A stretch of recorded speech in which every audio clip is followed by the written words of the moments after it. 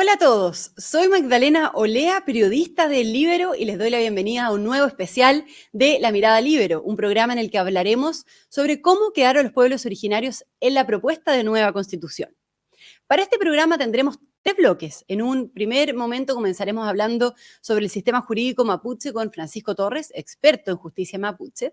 Luego abordaremos cómo quedó consagrado el sistema tributario de los pueblos originarios con el abogado Francisco Celamé. Y por último, invitaremos al encargado del Consejo Político Mapuche del Gualmapu y también coordinador del Consejo Político Primeras Naciones, Fernando Rodríguez, quien explicará por qué se definen por el rechazo a la nueva constitución. Antes de partir la conversación, contarles que este programa se hace y es posible gracias a la Red Líbero. Si están interesados en ser miembros, si quieren conocer más de la Red Líbero, lo pueden hacer en la descripción de este video. Y bien, saludamos entonces a Francisco Torres, exdirector ejecutivo de la Fundación Pablo Neruda y economista con posgrado en teoría cultural y quien ha estudiado sobre la etnia mapuche. Francisco, muy bienvenido, muchas gracias por conectarte. ¿Cómo estás? Muy bien, Magdalena, muchas gracias por haberme invitado y estar con tu audiencia. Bien, Francisco, para comenzar, vimos como recientemente un video en un programa de televisión muy comentado, donde Tomás Mochetti le preguntaba a Fernando Atria por la justicia Yagán, y él decía que no conocía el sistema jurídico Yagán. A propósito de ese momento, de ese momento incómodo, ¿no?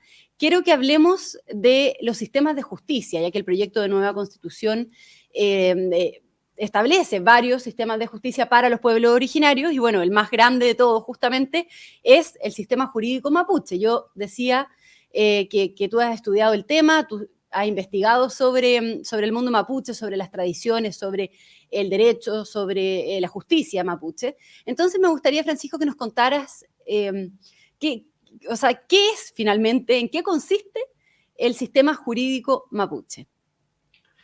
Sí, una muy buena pregunta. Me llamó mucho la atención cuando vi el programa porque Fernando Atria parecía desconocer la historia de la justicia mapuche y él es un convencional que en cierta forma están escribiendo o redactando eh, el borrador de lo que podrían ser las estructuras fundamentales del país, que es la Carta Fundamental.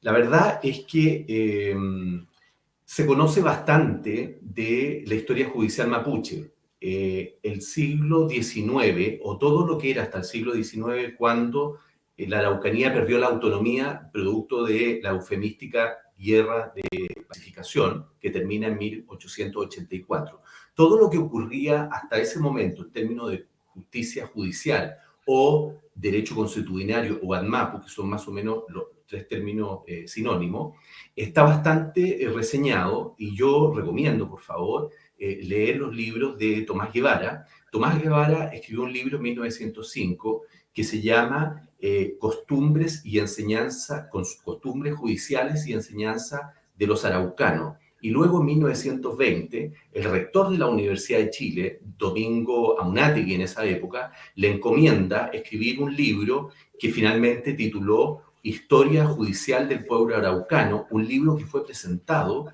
en el Congreso, en el centenario del Congreso de Historiadores en Brasil. Estos dos libros son bastante canónicos para comprender de qué estamos hablando respecto al sistema judicial. Y básicamente lo que vemos en esta información, digamos, es que lo más importante para el pueblo mapuche en esa época, el crimen mayor que recibía la pena capital era lo que se llama la agresión mágica en palabras de García Inausti, que hizo un estudio en 2021. La agresión Ya. mágica, en el fondo, es cuando muere alguna persona en el mundo mapuche. Por la cosmovisión mapuche solo se podía morir por muerte en el parto, en la guerra o de vejez. Si tú morías por cualquier otra razón, ya sea por una viruela, una enfermedad, etcétera, lo asociaban a que alguien dentro de la comunidad sanguínea había ejercido una agresión que había terminado con la vida, y eso le llamaban agresión mágica o calcutún. Y para eso entonces buscaban después a la machi, quien tenía que decir quién fue el agresor, y se terminaba con la vida de estos brujos, que normalmente eran uno, dos, quienes eran señalados, digamos. Y también tenemos el malón judicial, que era una especie de ley del talión en la cual se ejercía violencia comunitaria en contra de quienes hayan robado animales, etcétera. La mujer, por ejemplo, estaba totalmente subalternizada, no tenía ni un derecho y era el hombre quien podía disponer de su vida y la de sus hijos y no tenía ninguna sanción moral. Un hombre, un lonco poderoso como Mañil Bueno o Colipí tenían alrededor de 25 mujeres porque se practicaba la poligamia.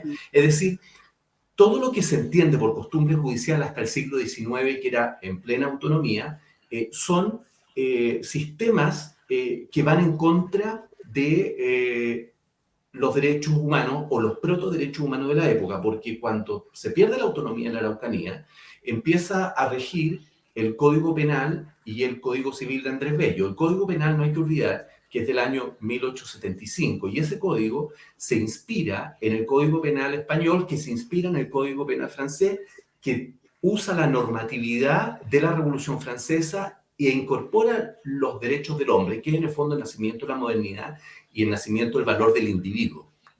Francisco, Entonces, sí, y considerando todo lo que tú nos cuentas, ¿no? Respecto a cómo operaba el sistema de justicia mapuche, ¿no? ¿Qué peligro ves de que la propuesta de la convención, digamos, establezca entonces un pluralismo jurídico? Bueno, porque también hay otro tema respecto a la restitución de las tierras y territorios, ¿no? Que en el fondo queda establecido sin límites. ¿Cómo ves también ese tema, Francisco? correcto. Sí, yo tengo muchos reparos, yo creo que tiene errores graves la propuesta respecto al pluralismo jurídico, ya vamos a hablar del tema de las tierras, pero principalmente porque se legisló desconociendo realmente qué podría ser el ANMAPU del siglo XX, porque ya sabemos lo que es el siglo XIX, que básicamente el 80 o el 90% de sus sanciones o de su sistema de control de conflicto básicamente va en contra de los derechos humanos, por lo tanto eso no puede existir y lo sabemos. Entonces la pregunta es en qué consiste el derecho consuetudinario o en qué podría consistir el derecho indígena mapuche en el siglo XXI. Y para eso hay dos fuentes empíricas. Uno son los peritajes antropológicos que establece las eximentes y atenuantes establecidas en la ley indígena del año 93, la 19.253, y también hay atenuantes y eximentes en el Código Penal. Entonces, esa información es fundamental. Y con esa información uno lo que puede ver es que la legislación que se hizo respecto al pluralismo jurídico es extremadamente amplia. Y esto puede generar graves consecuencias. Por ejemplo, el artículo 329 establece que la Corte Suprema tiene un mecanismo de impugnación respecto a los fallos de la justicia, la futura justicia mapuche, pero eso no es suficiente. Y no es suficiente, ¿por qué? Porque la misma Constitución estableció en el mismo nivel de jerarquía, es decir, en la misma ordenación, los derechos individuales humanos con los derechos colectivos humanos. Y estos colisionan muchas veces. Entonces, ese es un gran problema. También quedó abierta la posibilidad de establecer potencialmente un derecho penal dentro de la autonomía judicial mapuche. Un derecho penal es muy complejo por todas las razones que estamos diciendo y este derecho penal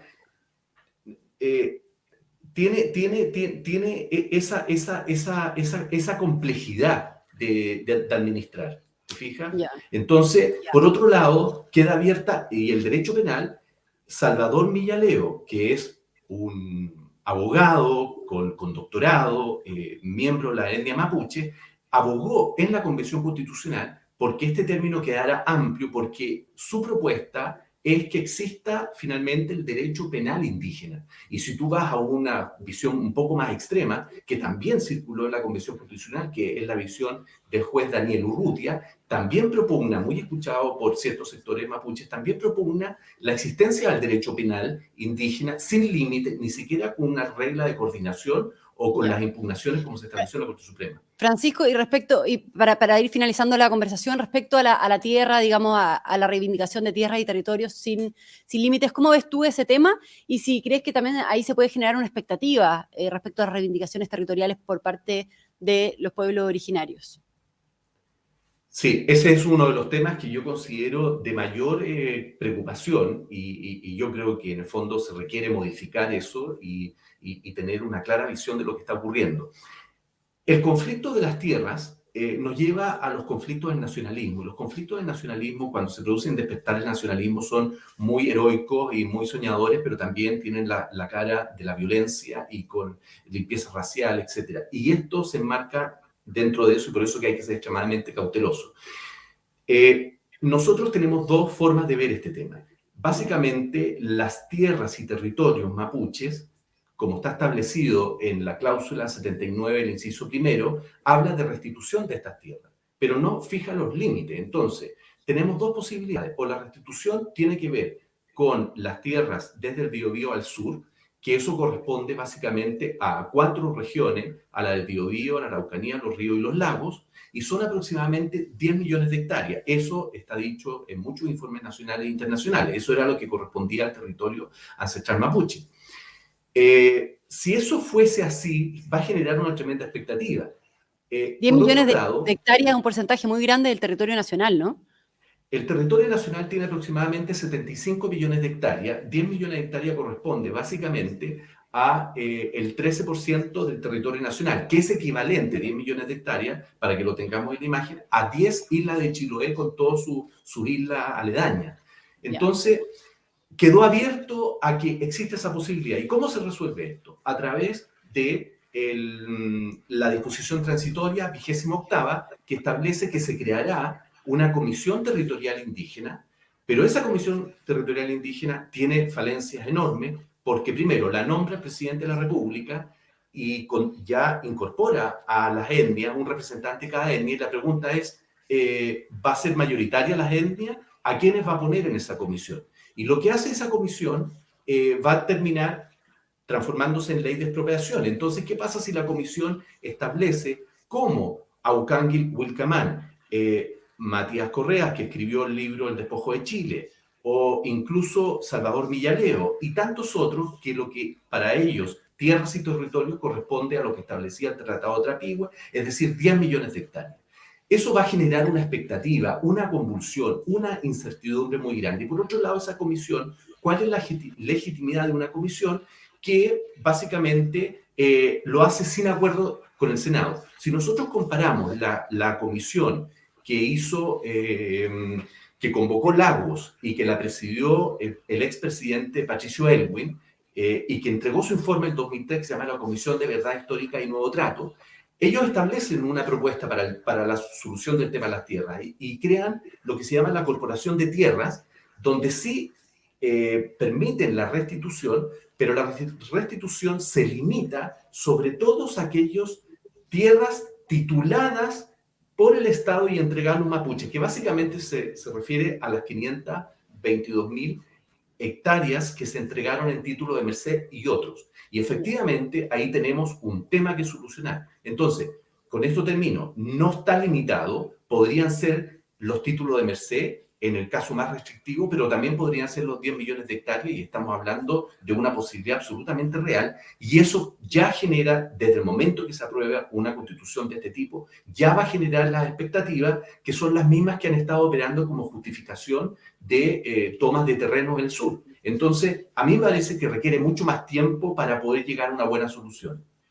Muy bien, muy claro entonces, Francisco Torres, muchísimas gracias por haberte conectado con nosotros en este programa para explicarnos este tema tan relevante, ¿no?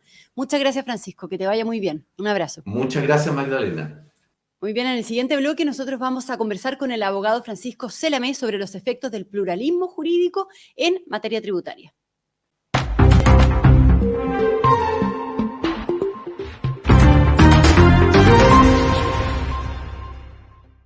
Muy bien, estamos de regreso conectados ahora con el abogado Francisco Celamé del Círculo Legal de ICARE, socio líder de impuestos de Price. Francisco, muy bienvenido, muchas gracias por conectarte con nosotros. ¿Cómo estás? Muy bien, muchas gracias por la invitación, Magdalena. Bueno, Francisco, tú escribiste una columna en El Mercurio refiriéndote a los efectos del pluralismo jurídico en materia tributaria. Me gustaría que nos explicaras sobre esto y qué pasaría si se aprobara la propuesta de nueva constitución. Digamos, en ese caso, ¿pagarían impuestos los pueblos originarios o no necesariamente? Bueno, Magdalena, mira, tomando un poco lo que decía Francisco en el segmento anterior, claramente la Constitución establece este pluralismo jurídico, es decir, la posibilidad de que cada una de las 11 naciones que reconoce la Constitución se rija por sus propias normas, las cuales constituyen derecho, porque son normas consuetudinarias, y Francisco decía, bueno, la costumbre también constituye derecho. Claro. Pero si nosotros miramos este asunto del pluralismo jurídico desde un punto de vista tributario, yo te diría que en materia impositiva como que este fenómeno se multiplica aún más, porque si tú miras el sistema chileno, independiente del sistema de los pueblos originarios, en el sistema chileno también se consagra una especie de pluralismo jurídico, porque las regiones ahora en adelante van a tener autonomía para establecer tasas y contribuciones. Y además, de acuerdo a una autorización legal, obviamente, pero que solamente va a fijar el hecho grabado. Por lo tanto, cada región va a poder tener sus propias contribuciones y tasas, fijando ellas la base imponible, las alícuotas o porcentajes sobre esas tasas y contribuciones. Y además, la ley va a establecer o puede establecer impuestos regionales, impuestos que solo se apliquen en determinadas regiones. Entonces, no solo va a haber un pluralismo jurídico tributario en el sentido de un ordenamiento jurídico tributario distinto para cada nación, sino que al interior del ordenamiento chileno, además van a haber distintos impuestos en cada región, distintos ordenamientos jurídicos según dónde se localicen las personas o las empresas. Entonces, ahí tenemos un primer gran pluralismo jurídico a nivel nacional. Y a esto le sumas que cada pueblo originario va a tener, se va a regir por sus propias normas. Esas normas están en un plano de igualdad con el sistema nacional, es decir, el sistema nacional no puede imponerse por sobre los sistemas de cada pueblo originario, y por lo tanto, en definitiva, el tema tributario queda de alguna manera entregado a la autonomía de los propios pueblos originarios. Entonces, por eso, la pregunta es válida. ¿Deben pagar impuestos los pueblos originarios? Y para eso uno debería consultar primero su ordenamiento jurídico. Y su ordenamiento jurídico, sus costumbres, sus usos, el ADMAPU del cual hablaba Francisco, no establecen impuestos en el sentido tradicional que nosotros los conocemos. Obviamente que los pueblos originarios tienen manera de rendir tributo o de pagar, ¿no es cierto?, tributo a la tierra mediante una serie de ceremonias en que en el fondo eventualmente, ¿no es cierto?, entregan, ofrecen a la madre tierra, digamos, determinadas partes de su cosecha, de sus productos, etcétera. Pero ese concepto, digamos, es totalmente distinto al concepto de tributo, ¿no es cierto?, propio del ordenamiento jurídico chileno, que se basa, ¿no es cierto?, en instituciones codificadas. ¿Ah? O sea, si se aprobara la nueva constitución, la propuesta constitucional, digamos, Francisco, los pueblos originarios no estarían obligados a pagar tributos, impuestos. ¿Qué pasaría por ejemplo, con las contribuciones?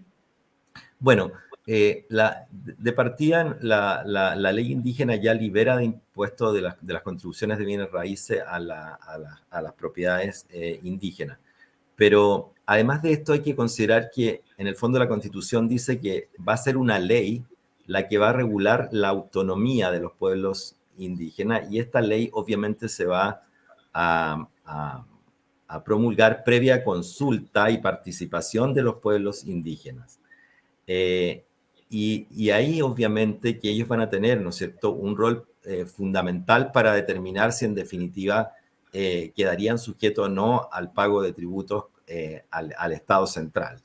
Pero también hay antecedentes, ¿no es cierto?, que por ejemplo en la isla de Pascua, los residentes de la isla de Pascua, principalmente el pueblo de Rapa Nui, no pagan impuestos, ni IVA, ni impuesto a la renta. Entonces, ¿por qué un pueblo originario tendría un tratamiento más beneficioso que el resto? Es una buena pregunta, sobre todo porque, como te digo, tiene que haber un plano de igualdad entre los distintos pueblos originarios que de esta manera no se estaría respetando.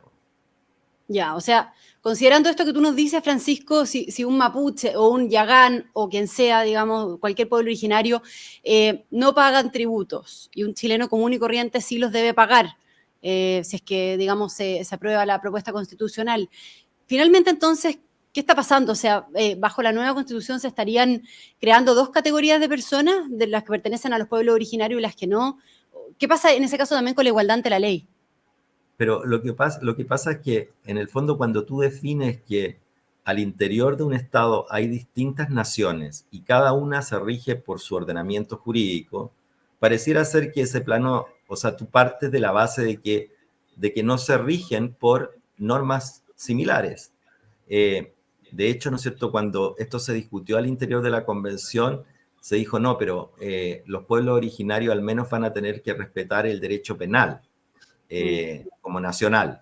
Y esto en el fondo se dijo, no, la Constitución queda abierta y eso se va a regular por una ley. La ley va a decidir qué cosas entran o no entran. De tal manera que la limitación, o sea, que la Constitución no puso ninguna limitación respecto a que el derecho penal o el derecho público, por ejemplo, dentro del cual está el derecho tributario, debería regir para todos los habitantes de la República, independiente de la nacionalidad Por igual. que representan, ¿no?, en la cual están insertos.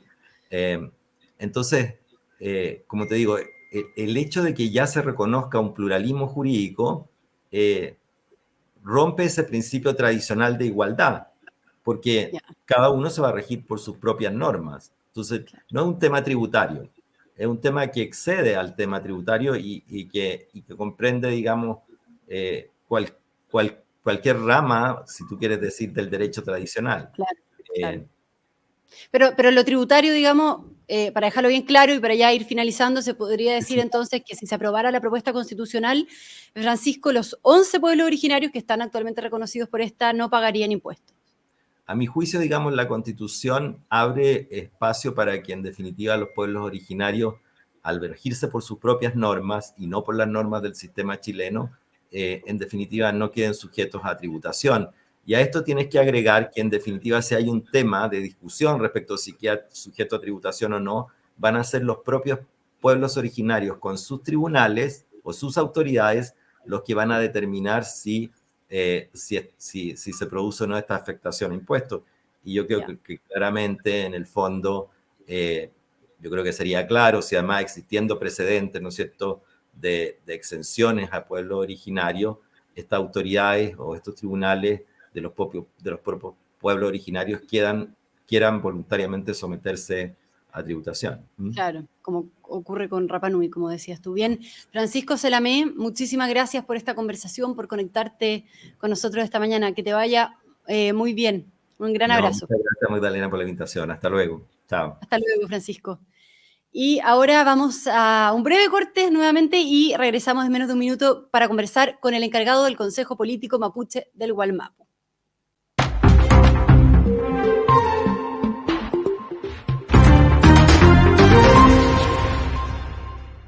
Bien, ahora nos conectamos con el encargado del Consejo Político Mapuche del Gualmapu y también coordinador del Consejo Político Primeras Naciones, Fernando Rodríguez. Fernando, muy bienvenido. ¿Cómo estás? Mari, un gusto poder estar con ustedes, señora Magdalena, en este importante programa, ¿cierto?, para conversar un poquito respecto de los pueblos originarios frente al nuevo plebiscito del 4 de septiembre. Así es, Fernando. Bueno, tú eres mapuche, ¿no? Y la propuesta de nueva constitución les garantiza derechos, escaños reservados a nivel comunal, regional, nacional y a la estructura del Estado, incluso reivindicaciones territoriales, que es lo que conversábamos recién en los primeros bloques del programa. Me gustaría preguntarte por qué, pese a estos beneficios, Fernando, ustedes como consejo se oponen a esta propuesta constitucional, digamos. ¿Qué es lo que les pasa con cómo quedó el borrador de nueva constitución? A ver, lo que pasa es que, a ver, nosotros, aparte de ser, por ejemplo, aparte de ser mapuche, o aymara, o quechua, chono, coya, digamos, lo que sea, también somos chilenos y amamos nuestro país, ¿ya? Creemos que Chile es la casa de todos, ¿cierto? Donde todos debemos ser capaces de vivir aquí en tranquilidad, en paz, en armonía, queriéndonos y respetándonos. Y el nuevo texto, o sea, el texto que se va a plebiscitar, ¿cierto?, el próximo 4 de septiembre, tal como tú dices, entrega muchos privilegios, garantías y un montón de cosas positivas. Pero resulta que ese texto, así tal como está, los derechos tal como están puestos ahí, le va a hacer mucho daño a nuestro país. Mucho daño. Va a ser una cosa de odio al final entre la gente con nosotros, entonces no podemos aceptarlo así. Nosotros queremos nuestros derechos, por supuesto que sí, pero de la forma como corresponde. Por ejemplo, tú recién decías escaños reservados, pero no podemos tener escaños reservados, por ejemplo, en la estructura del Estado solamente por ser indígenas. O sea, no se puede. En las elecciones populares, por supuesto que sí, pero no podemos por eso decir yo te llevo también el Estado porque no corresponde bajo ningún punto de vista. ¿Tú crees en el fondo que si es que se aprobara la propuesta de nueva constitución, se va a terminar haciendo una diferencia entre ciudadanos dependiendo de si pertenecen o no a un determinado pueblo originario y que va a haber diferencias de categorías, digamos, de ciudadanos distintos? ¿Tú crees que se va a generar, o que eso puede generar odio? Por supuesto que sí, va a generar mucho odio, va a generar división, va a generar fragmentación del país, va a generar todo lo negativo que te puedes imaginar, todo eso va a generar. Entonces no podemos permitir eso. Chile es un hermoso barco que está navegando y nosotros no podemos ser la causa de que este barco se hunda, bajo ningún punto de vista. Fernando, ¿crees que se debió haber delimitado entonces la justicia indígena y de los pueblos originarios vía constitución o en esta propuesta constitucional? ¿Que se le debió haber puesto límites, ciertos parámetros? Por supuesto que sí, los mismos límites que están expuestos, o sea, a ver, los derechos indígenas, ¿cierto?, llevan años ya establecidos, ¿cierto?, por las instituciones internacionales como la ONU, la OEA, ¿cierto?, el 2007, el Convenio 69, en fin, llevan años. Entonces tenía que haber sido limitado a tal como están ahí. O sea, sí están bien. Pero creo que los constituyentes, ¿cierto?, en nuestro país se pasaron de la raya, digamos, se tiraron el tejo muy pasado. Y eso está provocando un daño terrible, ¿cierto? Y eso se puede ver hoy día en las redes sociales. Antes después de octubre de 2019, ¿cierto? Nosotros, cuando fue esa gran marcha en Chile, había muchas banderas mapuches, mucha gente estaba en sintonía con el tema de los pueblos originarios. Y hoy día esa misma gente está totalmente en contra de nosotros, culpándonos a nosotros de lo que está pasando hoy día. Entonces, no podemos permitir eso que ocurra. Como dije, Chile es un país hermoso que tenemos que todos respetarnos y amarnos aquí. Claro. Fernando, y me llama la atención lo que tú dices respecto a los convencionales, porque en la convención ya habían escaños reservados del pueblo mapuche, o sea, fueron elegidos, digamos, los mismos convencionales con escaños reservados que redactaron la propuesta constitucional. Sin embargo, aún así tú mencionas que quedan disconformes de este texto y también del trabajo de esos convencionales elegidos vía escaños reservados. ¿Por qué? O sea, ¿crees que no quedó bien representado el pueblo mapuche al interior de la convención desde un comienzo, digamos? No quedó bien representado por la sencilla razón, ¿cierto?, de que los convencionales que estuvieron ahí no actuaron como mapuches, no vieron nuestra cosmovisión, no vieron a nuestro pueblo, sino que actuaron, ¿cierto?, dirigidos o capitaneados, digamos, por sus ideologías políticas, ¿ya? Entonces, cuando tú metes ideología política en esto, ya se te pierde un poco el norte de lo que es los pueblos originarios. Yo mismo, por ejemplo, yo soy militante de la UDI, pero yo estuve a favor, por ejemplo, de los escaños reservados, porque primero prima mi calidad de indígena, mi calidad de mapuche. Entonces creo que eso no primó en los constituyentes, ¿cierto?, de los pueblos originarios de los escaños reservados. Eso no primó. Ya. Ya. Y por último, Fernando, me gustaría preguntarte qué aspectos ves tú si se volviera a escribir otra propuesta constitucional, otra constitución, digamos, ¿qué aspectos crees que se debieran corregir respecto a la plurinacionalidad, respecto a los pueblos originarios, que es lo que estamos conversando? Yo creo que podrían ser a lo mejor los mismos principios, digamos, pero limitados. No abiertos a todos. Por ejemplo, el mismo tema de la consulta indígena. El convenio 169 habla de la consulta indígena, pero es una consulta.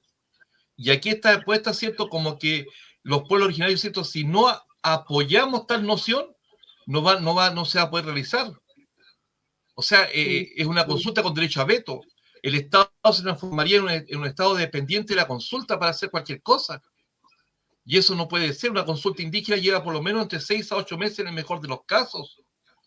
Entonces no puede ser que dependa, que el gobierno, que el Estado de Chile, ¿cierto?, dependa de la consulta indígena para poder crear cosas y avanzar en el país. No puede ser. Ok. Muchas gracias entonces, Fernando. Nos queda clara tu postura, ¿no? Tu postura, además que tú hablas, como yo decía, en representación de dos consejos, del Consejo Político Mapuche del Gualmapu y del Consejo Político de Primeras Naciones, ¿no? Que está a lo largo de Chile. Muy bien, exactamente. Entonces... Yo soy la cara visible, pero hablo en representación de los dos consejos políticos que nosotros tenemos.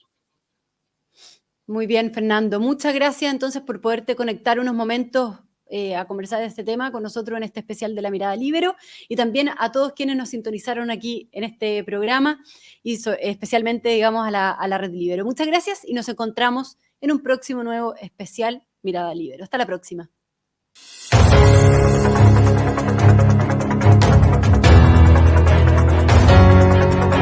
Haz que estos contenidos lleguen más lejos haciéndote miembro de la Red Líbero.